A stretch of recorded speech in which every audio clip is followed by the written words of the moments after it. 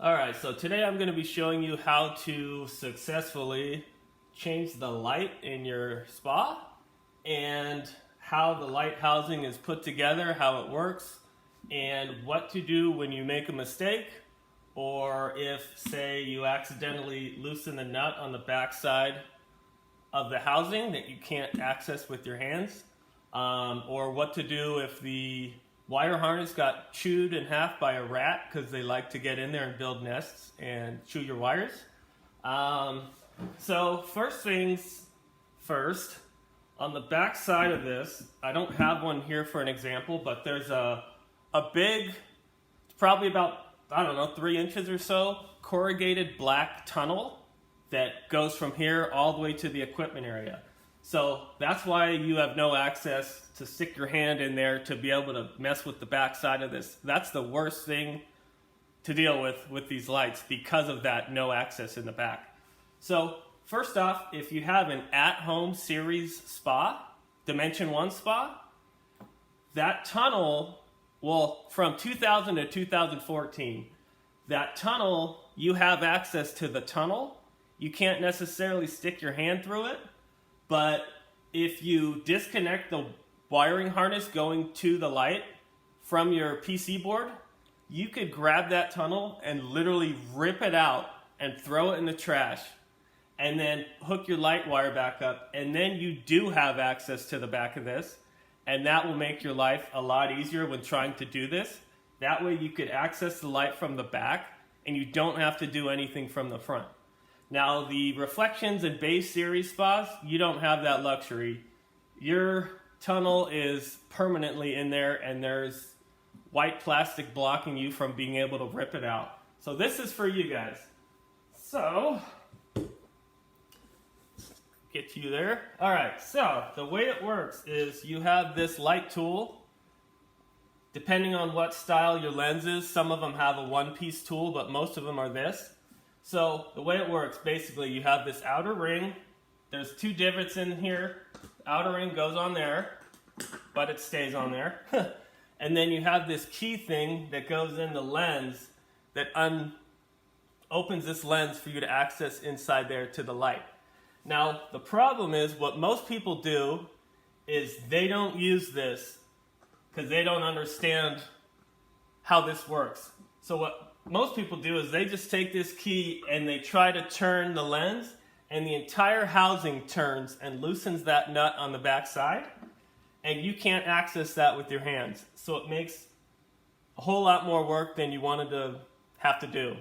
So what I recommend doing is getting this on there and getting a large pair of channel locks, or I have an oil filter for a car remover thing that I use, and have one person hold this on there for you. So it's really nice if you have 2 people to do this just in case. So one guy holds that on there, the other person takes this and unscrews the light lens. So do that. Do not just use this because you will screw yourself badly. So the way it works is you've got on the back side, this is called a reflector. It screws onto the back of the housing. This is where either your wire harness hooks into or your LED does, depending on what light you have. So this is for your regular little incandescent bulb, or some LEDs come like this where they push in. So this has a locking mechanism in here that goes on and twist locks onto that. So that's on there. And then you just pull your old light, push your new one in there. That's basically what you're going to do right here. Some spas have an LED. If you have something like this, it has that same locking mechanism, but it's on the actual light. And then the light harnesses hook into the back here. So this guy goes in there and twists. Come on, man.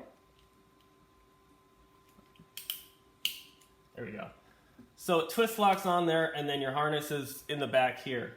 So first thing you want to do if you have this setting, this setup, you want to open up the equipment door and access the harness, because a lot of times what they do is they run the harness to the light, and then in the equipment area they have the rest of it bundled up. So when you go to undo your light and try to pull it, you can't pull it, there's no slack, and you end up breaking something because you don't realize you need to undo the bundle that's in the equipment area. Another thing with these is they like to, at the factory when they put your spa together, they put a piece of silicone here, and it's not cheap silicone, it's really strong, and it's a pain in the butt to try to get it off. So if you have a pair of needle nose pliers or something, just rip off that little silicone and get it out that way. Okay, so that's how it goes if you successfully get it done right the first time. But the majority of times that doesn't happen. So this is what you got to do when you mess up. So say for instance, I loosen this entire housing and the nut on the back side is now loose. This is what you got to do. So let's get this guy off. So you're going to have to get something attached to one of these vanes here on the reflector that's in your light. So a piece of string or a wire. It's easier to use a wire. So what I do is I'll get a wire like this and I'll bend this. That way you could stick it in the hole and get that wire locked in there really easily. And then you just twist that together or tape it or something just so you have a grip on this. Because now what you got to do is go on the other side, grab the wire harness that's still attached to your reflector and have your string holding this guy from this side, and you have to pull this reflector back out to the equipment area, because if you drop this off the back, there's no way you're ever going to get it again because you can't stick your hand back there. So you have to pull this all the way into the equipment area. If you're going to do that, what I would do, this is what I do, is I get 3 either strings or wires attached to it, and it looks like this. This is before you pull the reflector into the equipment area. So you have 3 strings attached in a triangle pattern, because when you pull this back, it has to thread onto the back of this housing. So when you have no hands, if you only have 1 string attached, when you're pulling it back, it doesn't want to, get that angle, it doesn't want to go on straight for you to be able to turn it back on. So when you have 3 and you pull it towards you, let's see what that looks like here. When you have 3 and you pull it, then it comes up solidly and lines up perfectly for you to be able to thread it back on. And the way you have to thread it back on is while you're holding this with one hand, you take a little screwdriver and you stick it in one of these vines, and you just manually turn it to screw it onto the back of the housing. So this is a great idea. It will save you a lot of time and effort and anger. So once this guy is all the way out in the equipment area, so this guy is off, now you get this copper tool.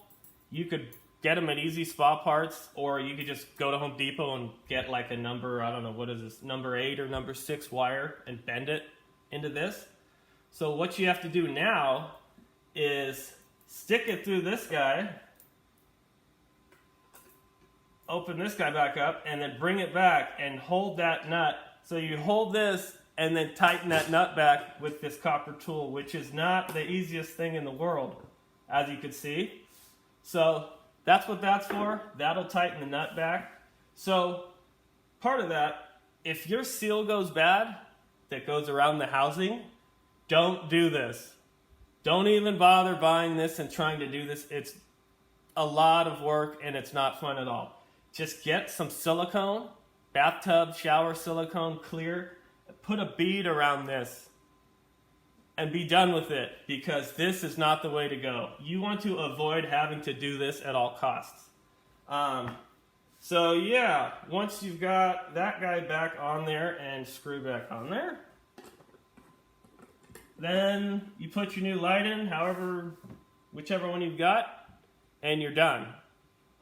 If a rat chews through your harness, so now you can't pull it back, you have to do the same thing where you get something like this, hook it on there, and then you get like a hanger, a metal hanger, open it up, or if you know an electrician, fish tape is what they use to fish things through walls and stuff.